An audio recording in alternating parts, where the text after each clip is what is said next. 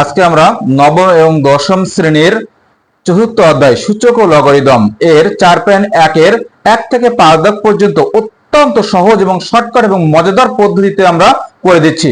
আমরা এখন সময় না লাগিয়ে আমরা একটু দেখি অঙ্কগুলো কিভাবে সমাধান করা যায়।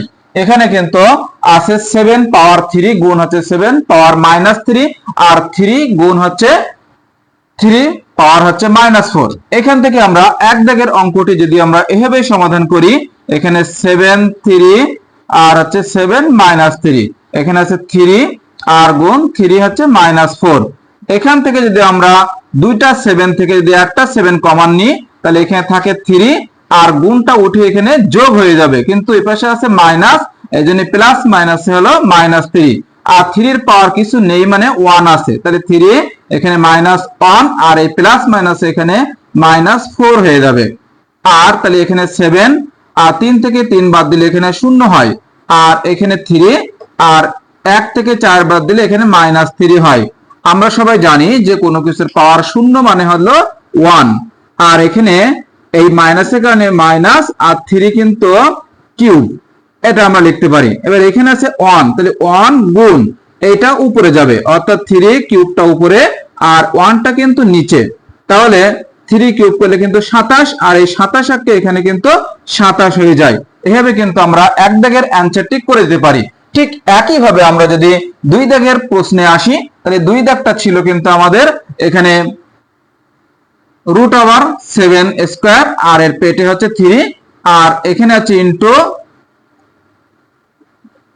3 আর পাওয়ার হচ্ছে 7 আর এখানে নিচে আছে কিন্তু √7। এই অঙ্কটি যদি আমরা সমাধান করি অত্যন্ত সহজ এবং শর্টকাট পদ্ধতিতে আমরা করে দিচ্ছি। এখানে আমরা যদি 7টা রাখলাম আর রুটটা তুললে এই 2 যাবে কিন্তু উপরে আর নিচে কিন্তু 3 আর এখানে কিন্তু 7, এখানে কিন্তু 1/3, এখানে 2/3 কেন হলো আমরা সূত্রে কিন্তু অবশ্যই এটা দেখাই দিয়েছি, আর নিচেরটা আমরা ভাঙলাম না, এভাবে দিয়ে দিলাম।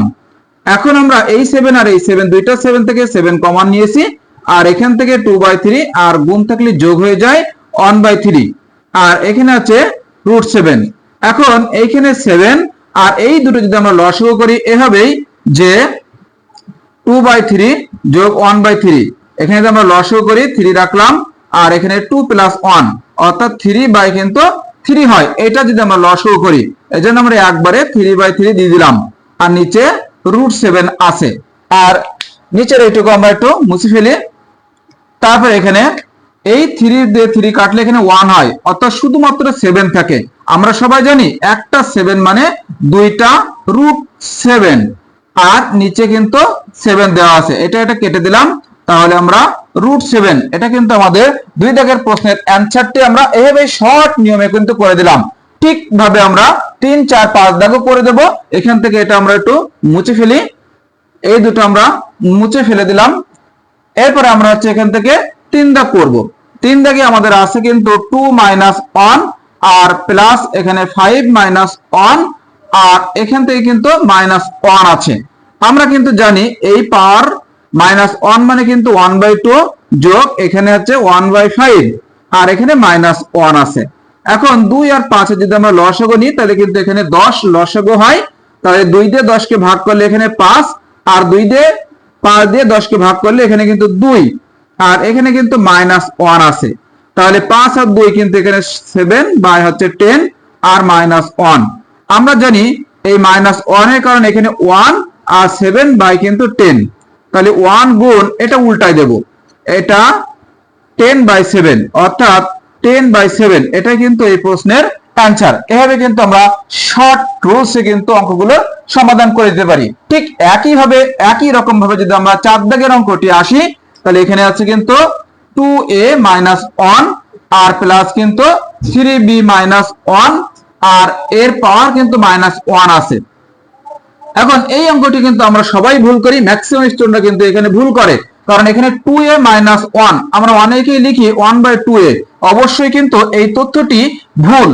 আমরা একটু জেনে নেব, যেখানে কিন্তু শুধুমাত্র a এর পাওয়ার -1 আছে কিন্তু 2 এর মাথায় কিন্তু পাওয়ারটি নেই, অর্থাৎ 2 এর জায়গায় 2 কিন্তু রেখে দেব আর এখানে 1/a দেব, আর 3 এর জায়গায় 3 রেখে দেব, এখানে কিন্তু 1/b দেব আর এখানে -1 দেব। তাহলে 2টা 1 এর সাথে গুণ করলে এখানে 2/a 3টা 1 এর সাথে গুণ করলে এখানে 3/b, এখানে কিন্তু -1 দিলাম। ঠিক একই রকম ভাবে 3 দাগ যেভাবে করেছি, এখানে আমরা a আর b এর লসাগু নেব ab। তাহলে a কেটে গেলে 2b থাকে, আর এখান থেকে b কেটে গেলে 3a থাকে। একই রকম ভাবে -1 লিখলাম।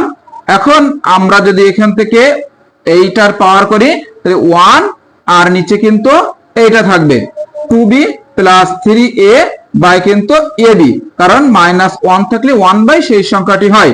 এখন আমরা যদি উল্টাই দিই, 1 গুণ ab টা আগে দিলাম, আর নিচে আমরা 2b প্লাস 3a লিখলাম। তাহলে উপরে থাকতেছে আমাদের ab, আর এটা যদি আমরা একটু ঘুরাই লিখি, a টা আগে লিখলাম আর b টা পরে লিখলাম। এটাই কিন্তু আমাদের উত্তর। এভাবে আমরা শর্ট নিয়মে কিন্তু অঙ্কগুলোর সমাধান করতে পারছি। এবার একটি গুরুত্বপূর্ণ অঙ্ক আমরা শিখি, যেটি হলো 5 দাগ। তাহলে এখানে আছে কিন্তু 5 দাগ। তাহলে 5 দাগের অঙ্কটি কি আছে? এখানে আছে কিন্তু a স্কয়ার আর b -1, আর এখানে আছে a -2 বাই হলো এখানে আছে কিন্তু a স্কয়ার। তাহলে এখান থেকে আমরা a স্কয়ারের জায়গায় a স্কয়ার রেখে দিলাম, আর b -1 তার মানে 1/b।